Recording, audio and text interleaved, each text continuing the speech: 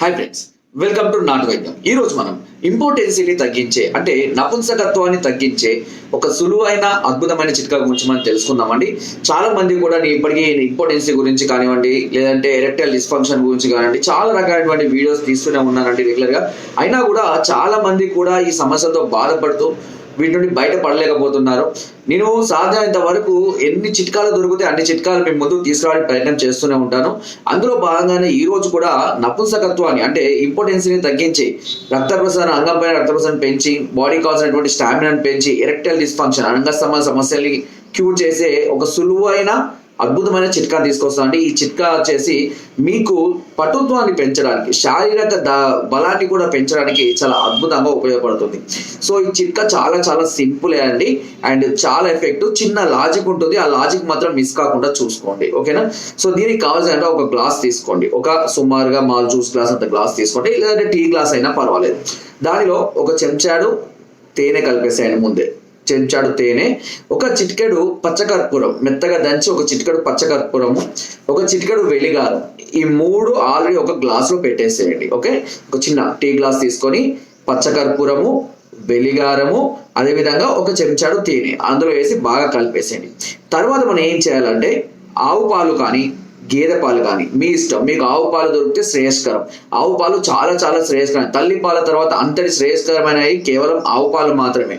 ఆవులు అనేటివి మనకు అంటే తరతరాల నుంచి దేవుడు ఇచ్చినటువంటి వరం అని చెప్పుకోవచ్చు, కానీ దాన్ని మనం సరిగ్గా ఉపయోగించుకోలేకపోతున్నాం అని కూడా చెప్పుకోవచ్చు. చాలా మంది టేస్ట్కు అలవాటు పడి గేదె పాలు, జెర్సీ పాలు, ప్యాకెట్ పాలకు అలవాటు పడే ఆవు పాలు శరీరానికి చాలా మేలు చేస్తాయి. సో కాబట్టి ఆవు పాలు వీలైతే ఆవు పాలు, ఒకవేళ వీలు కాని పరిస్థితుల్లో ఉంటే గేదె పాలకు వెళ్ళొచ్చు. ఏం చేయాలి అంటే లాజిక్ ఏంటి అంటే ఆవు పాలు పితికిన వెంటనే, ఓకేనా, ఆ గ్లాస్ పెట్టేసి ఆ గ్లాసులో డైరెక్ట్ గా పితకాలి, ఓకేనా.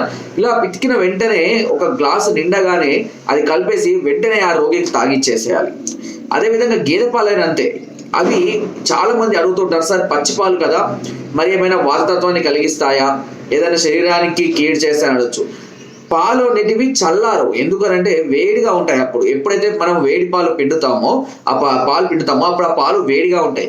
వేడిగా ఉన్నప్పుడు వాతత్వం కలిగించాయి. ఎప్పుడైతే పాలు చల్లబడతాయో అప్పుడు వాతత్వాన్ని కలిగిస్తాయి. చల్లటి పాలు తాగకూడదు.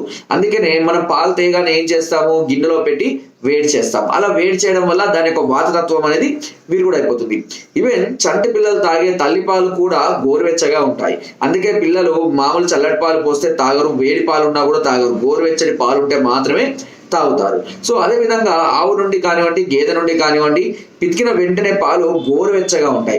అలా గోరువెచ్చగా ఉన్న వెంటనే కనుక దీన్ని కలుపుకొని తాగినట్లయితే ఎలాంటి వాతతత్వాన్ని కలిగించదు, ఎలాంటి సైడ్ ఎఫెక్ట్స్ ఉండదు, ఆరోగ్యంగా ఉంటుందో. లోపల చాలా ప్రోటీన్స్ ఉంటాయి, మనకు ఆల్రెడీ తెలుసు. చాలా రకాలైనటువంటి ఔషధ గుణాలు కూడా ఆవు పాలలో ఉంటాయి. ఇవి మీకు నరనరాలలో శరీరానికి కావాల్సినటువంటి శక్తిని అందిస్తుంది. అందులో మనం కలిపిన పచ్చకర్పూరము, వెలిగారం ఏదైతే ఉంటుందో ఇది ఫాస్ట్ ట్రాక్ లాగా, అంటే మనకు చాలా వెంటనే శక్తిని ఇవ్వడానికి చాలా అద్భుతంగా ఉపయోగపడుతుంది. నరాలకు మంచి బలాన్ని, పటుత్వాన్ని ఇస్తుంది. మెదడును చురుకుదనాన్ని పెంచుతుంది. దీనివల్ల హార్మోన్స్ చాలా హెవీగా రిలీజ్ అవుతాయి. అంగస్తంభనాలు, శారీరక పటుత్వం అనేది చాలా అభివృద్ధి చెందుతుంది. చెప్పాలంటే మగతనం అనేది జోరుగా పెరుగుతుందని చెప్పుకోవచ్చు. సో ఈ విధంగా నపుంసకత్వంతో బాధపడేవారు ఈ చిట్కాను క్రమం తప్పకుండా 30 రోజుల పాటు కనుక ఉపయోగించినట్లయితే శరీరానికి చాలా మంచి మేలు జరుగుతుంది. అంతేకాకుండా మంచి బలం, పటుత్వం, ప్రతి పట్ల ఆసక్తి కలగడం, శరీరంలో కూడా చాలా ఉత్సాహంగా ఉండడం అనేది మనం గమనించవచ్చు. చిన్న లాజిక్ మీకు అర్థమైంది కదా. వేడి తగ్గక ముందు వెంటనే తాగేసేయాలి, ఓకేనా. అదే ఇక్కడ ఉన్నటువంటి లాజిక్.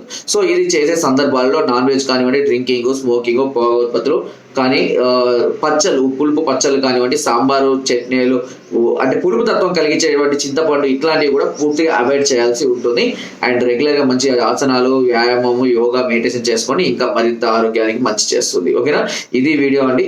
కొన్ని సందర్భాలలో ఏమవుతుందంటే చిన్న చిన్న చిట్కాలైనా సమస్య తీవ్రంగా ఉన్నప్పుడు పనిచేయడానికి ఎక్కువ సమయం చూపించవచ్చు.